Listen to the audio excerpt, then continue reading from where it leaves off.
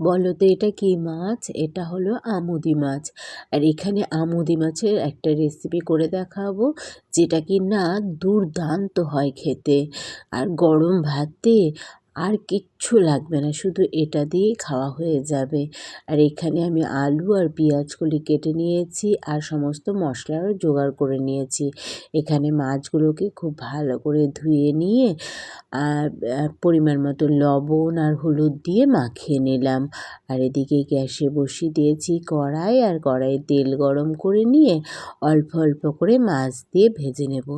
মাছ ভাজতে ভাজতে একটা মশলা করে নিয়েছি টমেটো, একটা গোটা টমেটো নিয়েছি, 10-12টা রসুন কোয়া, 1 ইঞ্চি আদা, আর 7-8টা মতো কাঁচা লঙ্কা নিয়েছি। এখানে নিয়েছি সাদা সর্ষে আর গোটা জিরে দিয়ে খুব ভালো একটা পেস্ট বানিয়ে নেব। এদিকে মাছগুলো আস্তে আস্তে ভাজা হচ্ছে। মাছ অল্প অল্প করে দিয়ে ভাজতে হবে, যেহেতু এটা সামুদ্রিক মাছ, খুব নরম মাছ, তাই অল্প অল্প করে দিয়ে ভেজে নিতে হবে। আর আমি তো এখানে 1বার 2বার 3বারে ভেজে নিয়েছি। মাছ ভেজে তুলে নিয়ে আবার কিছুটা মাছ দিয়ে ভেজে নেব। মাছ ভাজা হয়ে গেলে ওই তেলেই আমি দিয়ে দেব আরও কিছুটা তেল। দিয়ে তেল গরম হলে পেঁয়াজগুলো দিয়ে দেব। আর এখানে পেঁয়াজগুলোকে আমি খুব মিহি করে কাটিনি, একটু মোটা মোটা করে কেটেছি। পেঁয়াজ দিয়ে দেব আলুগুলো কেটে রেখেছিলাম, সেই আলু দিয়ে আর পেঁয়াজ দিয়ে একটু ভালো করে ভেজে নেব। আলু আর পেঁয়াজ ভাজা ভাজা হয়ে গেলে ওর মধ্যে বাটা মশলাটা দিয়ে দেব। ওই যে দেখিয়েছি মশলাটা যখন বেটেছিলাম, ওই বাটা মশলাটা দিয়ে দেব। বাটা মশলা দিয়ে আর মিক্সির জার ধুয়ে অল্প জল দিয়ে এটাকে ভালো করে কষিয়ে নেব মশলাটাকে। দেখো মশলা ভালো করে কষিয়ে নিয়ে কষানো হয়ে গেলে দিয়ে দেব গুঁড়ো মশলা। আর গুঁড়ো মশলার মধ্যে ছিল পরিমাণ মতো হলুদ গুঁড়ো, কাশ্মীরি লঙ্কার গুঁড়ো, ধনের গুঁড়ো, আর দিয়েছি স্বাদ মতো লবণ, আর সামান্য চিনি দিয়ে ভালো করে কষিয়ে নিলাম।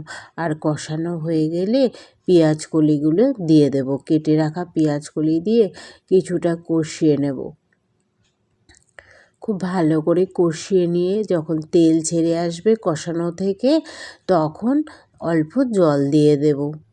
এখানে আমি আরও একটু জল অ্যাড করেছি, সেটা দেখাতে ভুলে গেছি। এখানে আর একটু জল দিয়ে ঝোল ফুটে ওঠা পর্যন্ত অপেক্ষা করব। এবার ঝোল ফুটে গেছে, মাছগুলো দেখো কত সুন্দর লাগছে, ভাজাতেই মনে হচ্ছে না খেয়ে নিই। দেখো মাছগুলো দিয়ে দিলাম ঝোলের মধ্যে। এবার একটু মাছগুলোকে ঝোলের মধ্যে ডুবিয়ে দিতে হবে, যাতে মাছের মধ্যে ঝোলগুলো খুব ভালো করে ঢুকে যায়। মাছগুলো ডুবিয়ে দিলাম ঝোলের মধ্যে। এবার ওপর দিয়ে কিছুটা ধনেপাতা ছিটিয়ে দিতে হবে, আর কিছুক্ষণের জন্যে ঢেকে রেখে দিতে হবে।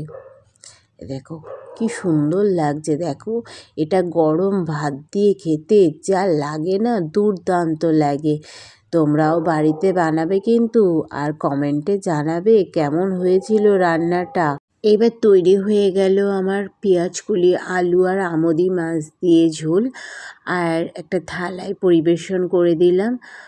তোমাদের কেমন লেগেছে একটা কমেন্টে কিন্তু জানিও ভিডিওটা। আর ভালো লাগলে একটা লাইক কমেন্ট শেয়ার করে দিও, আমার চ্যানেলটাকে সাবস্ক্রাইব করে দিতে ভুলো না। আজকের মতো টাটা বন্ধুরা, পরের ভিডিও নিয়ে আবার দেখা হবে।